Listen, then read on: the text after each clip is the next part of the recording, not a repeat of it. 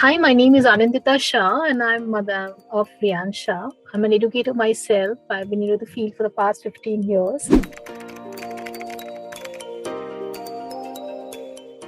Trial session in the beginning, and then after the trial, we both thought, as a family, we both took the decision and said, yes, let's go ahead with it. And he is fairly doing good, proud of him doing his own. The teacher has come to the level of the child. Okay, first. Second, the warmth that they share.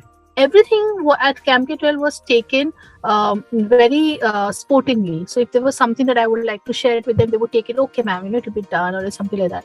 So yeah, I'm very grateful on those accounts.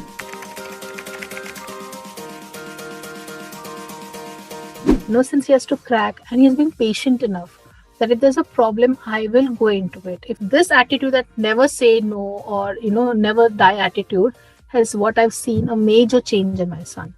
So it has definitely. And he, of course, he reasons why everything is taking place. Why do we need to buy toy, or why do we have to do this? Everything he has a reasoning to it, because now he understands, he jots the points. Somehow I could see that he had more inclination towards animation, or he would go into the gadgets, he would talk about artificial intelligence. So what happens is, as the child grows, he's able to solve the problem all by himself and not get dependent. And creativity is involved, most importantly. I was orthopedic initially, to be precise. I just took it. I said, okay, let us start with something. If he understands, if he doesn't, I'll just remove. But he got engrossed so much that I said, now no looking back.